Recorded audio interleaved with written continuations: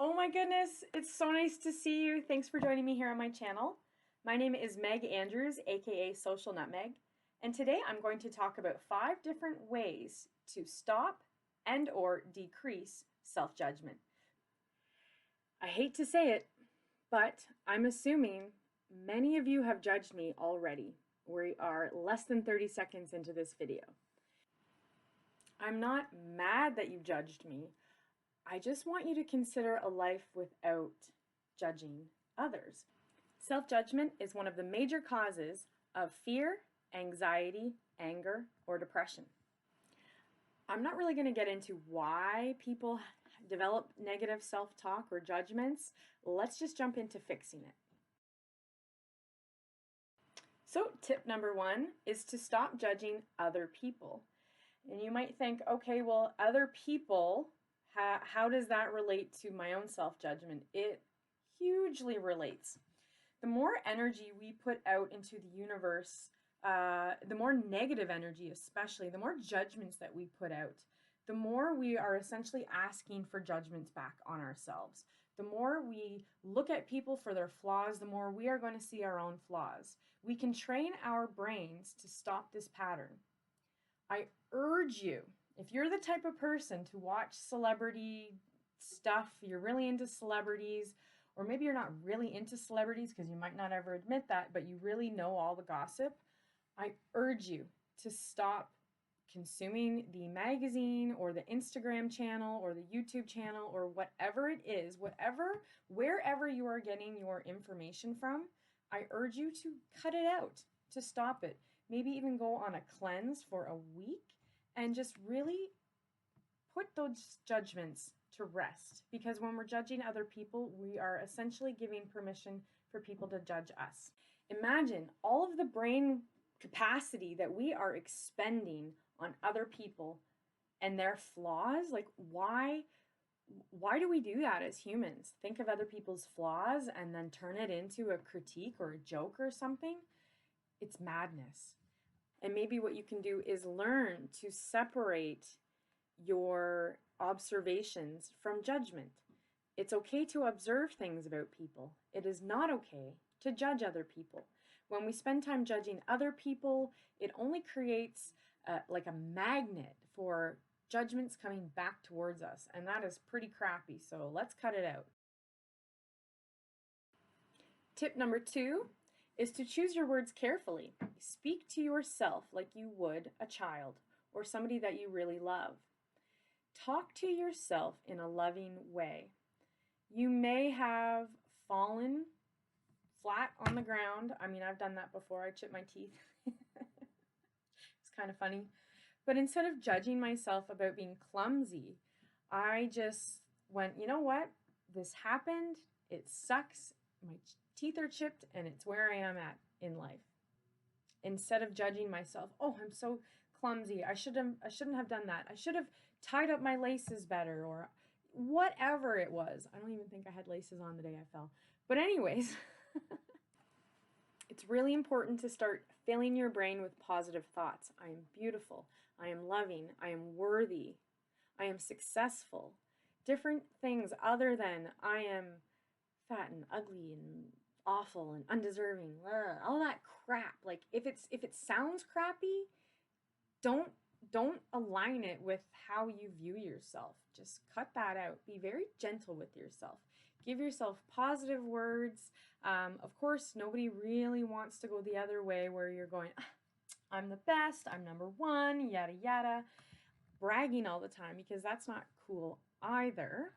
But you know what? I might actually prefer people to brag a little bit more versus people continue with negative self-talk. Anything like that, anything very negative. I'd rather actually start to see people pat themselves on the back, give themselves a little gold sticker or a star for achieving something. And people that think that this is some form of trying to be better, it's not. You are raising your vibration, you are helping your mental health, and you are stopping the negative self-talk, which is great. Tip number 3 is to take the word should and ditch it. Completely get rid of this word. The word should is an awful word, so remove it from your vocabulary. The word should is filled with expectation and a lot of guilt. Wouldn't you agree? When we should other people or should ourselves, it creates a lot of crappy feelings when we constantly should ourselves.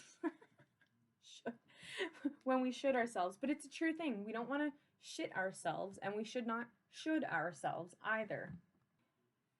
Telling somebody or even ourselves that we should do something really sucks. It really sucks because there's a disconnect between what we believe is the better thing to do and what we want to do. So if there's no desire to actually do the first thing, then don't should yourself into doing it. Stop shoulding yourself. Stop shoulding other people. Tip number 4 is something I have been practicing since I was about 15 years old, and that is remove mirrors from your bedroom. Now, what the heck do I mean by that? I want to have a mirror in my bedroom so I can match my earrings to my whatever. Well, perhaps you can move your mirror. The thing is, the more we have mirrors around, the more we look into them. And the more we look into mirrors, the more we're assessing ourselves. And the more we're assessing ourselves, the more we're judging ourselves. The thing about mirrors, well, mirrors can be wonderful, but the bad thing is that we start to look for things that aren't there. Instead of just observing what's in the mirror, we go looking for flaws instead of just observing. I have personally found there to be many benefits from removing the mirror from my bedroom, so you might want to try it. It really seemed to work for me, and I urge you to just assess the energy that you're putting into the mirrors in your house, and you might want to remove them or change their location. And finally, tip number 5 is to disregard your weight. That's what I said. Disregard your weight. You are who you are. You are the way you are right now. And isn't that a beautiful thing? You are alive. We are going through a global pandemic and you are alive. That's pretty awesome. Don't let your weight define you. If you do this, you are going to limit yourself, limit your life in so many varied ways. My weight has fluctuated over time, and what I like to tell myself is I actually give myself a little hug and I look around my body and I say, this is who I am, this is the way I am right now, and I love myself. I love all everything about myself, because why not?